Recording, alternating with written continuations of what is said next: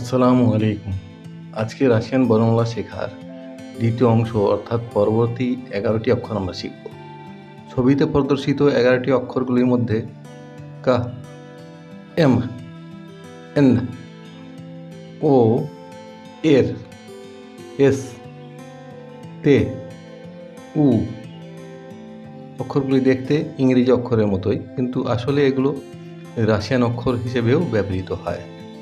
শুধু পার্থক্য হলো উচ্চারণ একেবারে ভিন্ন হয়। এখানে দেখা যাচ্ছে 3টি অক্ষর অপরিচিত। আসুন তাহলে আমরা সঠিক উচ্চারণ একবার দেখে নিই। পূর্ববর্তী ক্লাসে বলেছি যে আপনারা বেশি বেশি লিখে প্র্যাকটিস করবেন, তাহলে মনে থাকবে। শুধু একবার পড়ে নিলে আপনাদের মনে নাও থাকতে পারে, তখন শেখাটা কঠিন হয়ে দাঁড়াবে।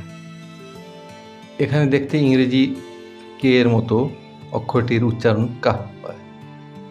যদিও আমরা ইংরেজিতে ক্লাস লিখতে গিয়ে সি ব্যবহার করে থাকি, কিন্তু রাশিয়ান ভাষায় ক্লাস লিখতে গিয়ে কা অক্ষরটি ব্যবহৃত হয়। রাশিয়ান ভাষায় এল এর উচ্চারণ হয় এল। পরবর্তী অক্ষর হচ্ছে মেম, এন। এই অক্ষরটি দেখতে ইংরেজি এইচ এর মতো, কিন্তু এটি রাশিয়ান ভাষায় এন হিসেবে ব্যবহৃত হয়।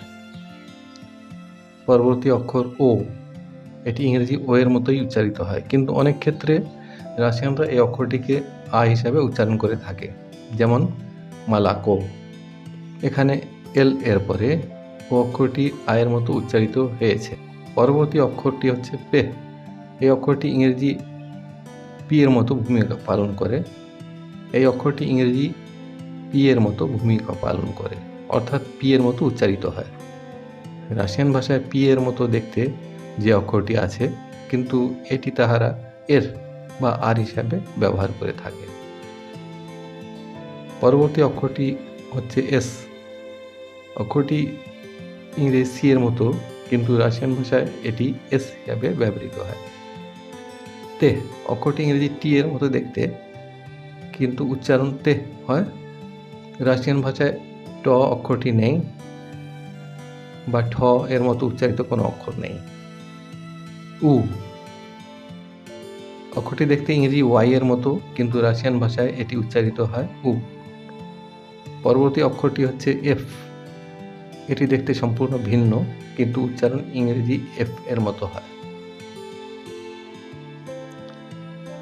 মনে রাখার সুবিধার্থে আমি অক্ষরগুলি আবারও পড়ছি, আপনারাও আমার সাথে সাথে পড়ুন।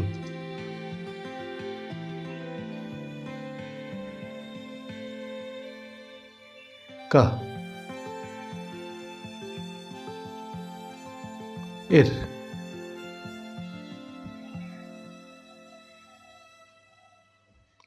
এল, এম, তে, এন, উ,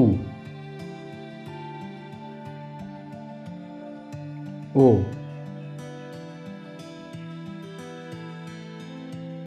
পে,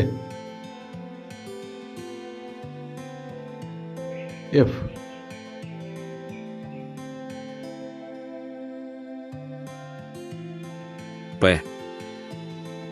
আজকের মতো এখানেই বিদায় নিচ্ছি। দেখা হবে পরবর্তী ক্লাসে ইনশাআল্লাহ।